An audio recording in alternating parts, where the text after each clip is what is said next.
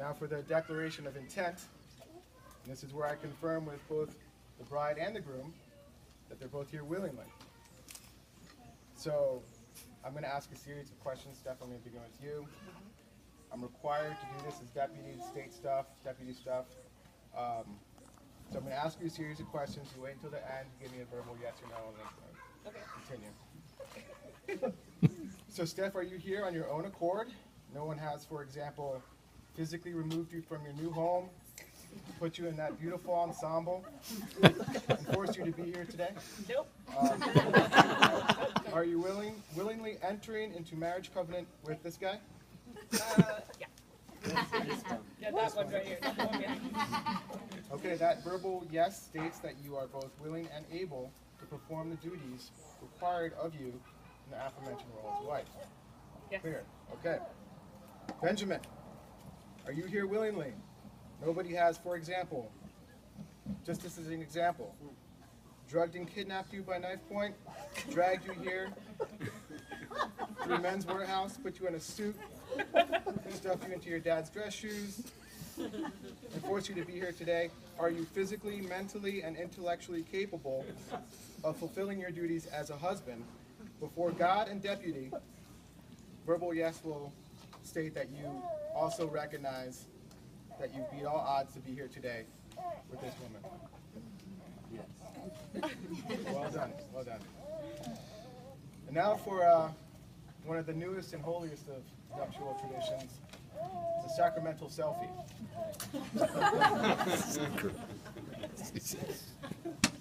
Well, I'll be taking a selfie photo with the bride and groom. You guys can get in if you want. Oh, yeah. Oh, we're doing this. And so.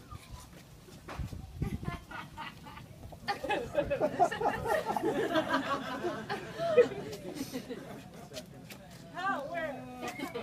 Woo!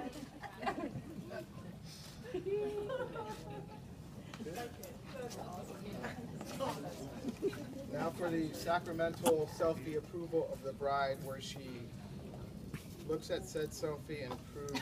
I think I need one more with everyone's hands up in the air. Ah, there's someone. One over there. Good job. We're going to do one more. Real quick. All right. Photo Yeah, bomb! photo bomb. This is our Oscars weekly. Our Ellen thing. Hey, Ben, you're not in. Up there. No, you're not in. Okay. Okay, thank you. Give me a minute. Hold on. Okay. All right. Now it's time to get real, everyone. The ceremonial moment of profundity. I've entitled this section Observations and Meditations on Love by Chief Deputy Commissioner of Civil Marriages Desmond Alvarado, which is me. This is the infinite multi-part question of the day. Why are we here? Why do people get married? What's love got to do with it? Second-hand emotion? Question mark. Old-fashioned notion? Question mark. And before I begin, I know some of you may be wondering what makes me the expert on love and marriage, and rightfully so.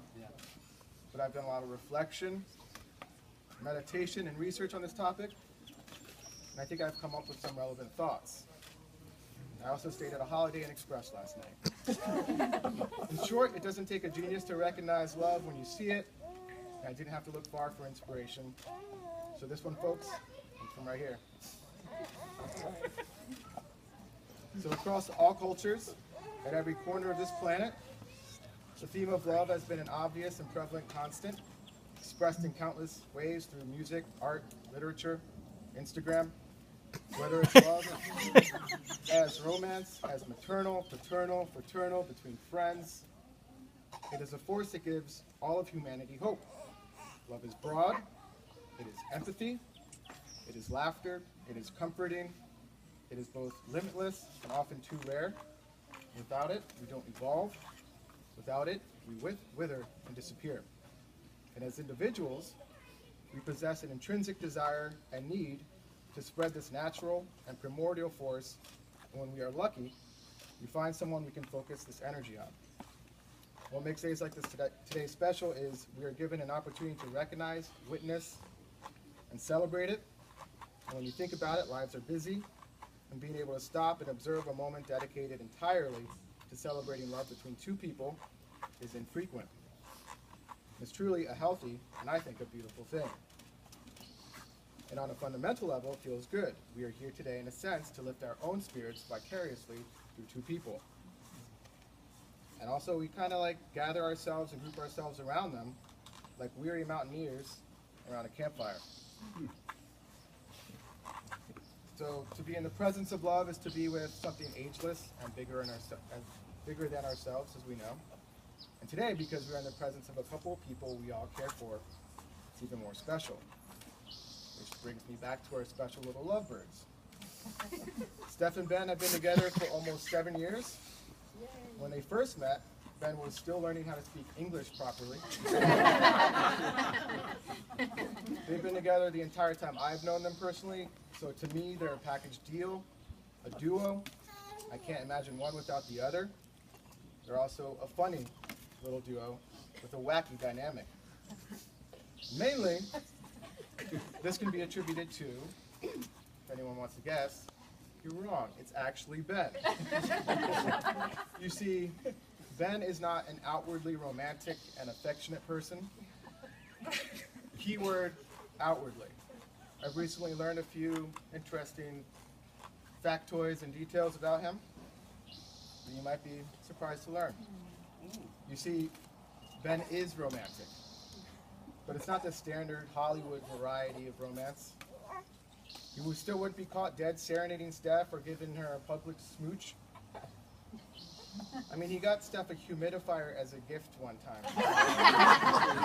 Anniversary gift. It's an anniversary gift. But, when I was thinking about that, this is how it went down. Steph wakes up.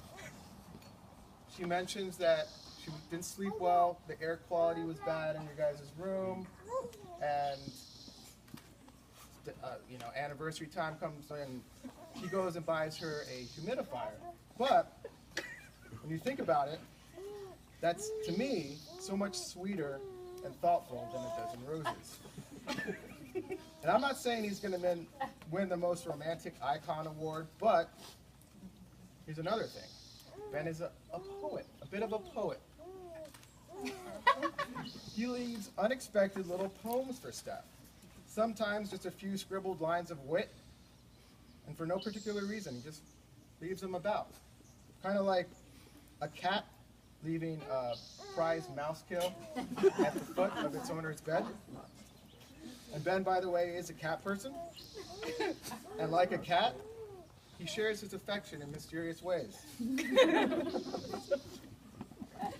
And I know Steph gets a little frustrated with his below-the-radar style of affection, but I would argue anyone can get a dozen roses.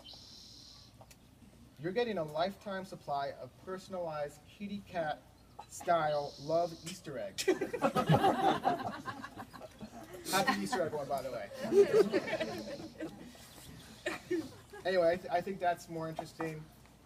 Ralph's got roses, Ben's got proses.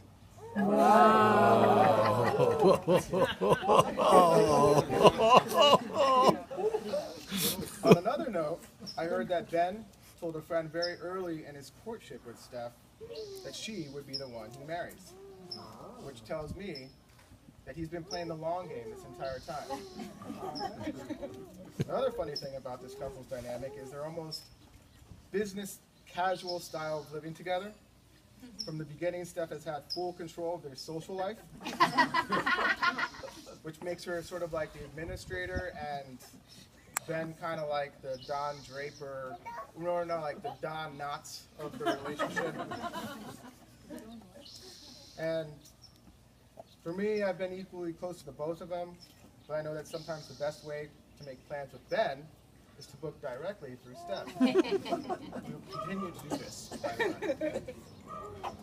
So when I asked Steph some of her favorite things about Ben, she seemed surprised to have to say them out loud, but essentially what it was is that she believes Ben to be her balancing force. No guy has ever been able to chill Steph out.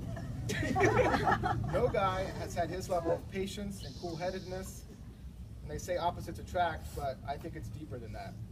Life moves by at supersonic pace, and he's been the only one who can get her to stop and smell the roses. Roses, which he did not purchase, by the way. Still.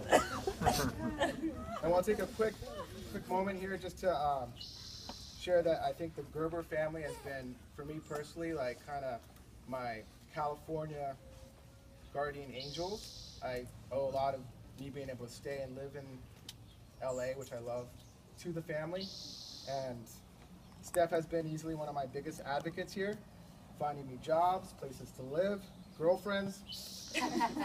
He achieved the rare friend trifecta. And Rick, being the stand-up guy he is awesome. He let me live at their place once when I was sort of down and out. They even like let me have dinner with them with the family. Sandra cooked for us. I drank Rick's whiskey, which he knew about, by the way. He said it was okay. Anyway, I just wanted to mention that here because I think it's important to recognize good people doing completely selfless acts of kindness. The Gerbers are exemplary, people with limitless graciousness, kindness, and love. And Matt, I was surprised to learn that you are signature Gerber material as well. Ben's pretty cool too.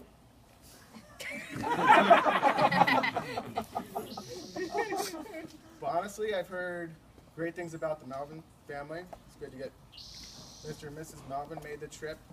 And actually, if you give me a moment, I have a message here, video message. My code is 2255. This is, everyone relax, just relax. Okay. Unfortunately, a lot of you guys aren't going to be able to hear this, but this is a message for Ben from some family back home. This is just a placemat.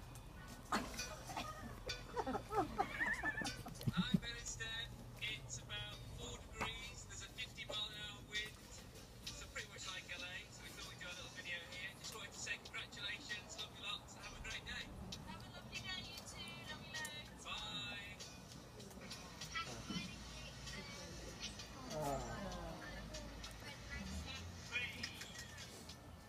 Ladies and gentlemen, the Melvins. Yay!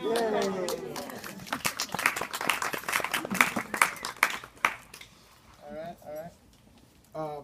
So also, I want to let the Melvins know that although Ben's been living here for a long time, that he still takes being British pretty seriously. This includes a deep appreciation for appropriately placed sarcasm, a good pub, maintaining a pallid complexion, keeping a low yet respectable profile.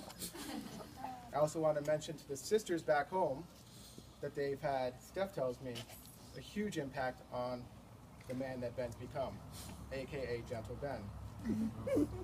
That's why it gives me great pleasure today to shed some heavy affection on the man right now to make him feel extremely uncomfortable, but appreciated. So Ben, I hope you don't mind, I kind of wrote you like a love sonnet of sorts. So I'm going to read this. It's going to be really weird. It's all rhetorical questions. You don't have to respond to any of this. Dear Ben, has anyone ever told you that we all secretly know you're an amazing, kind, and funny guy? Has anyone ever told you that you look like a sleepy, pensive Hugh Grant? Has anyone ever told you that Steph is mad about you? Or mad at you? That might be a Has anyone ever told you that your wit is sharp, you're a stand-up guy, we all value your opinions, and want a little bit more Ben time in our lives? Has anyone ever told you that we all know you'll make a great dad? These things are true, my friend. Let it be heard loud and proud, and if you all join me in saying here together on 3, we love you, Ben, just to make him feel really good. So 1, 2, 3. We love you, Ben! Steph Gerbs.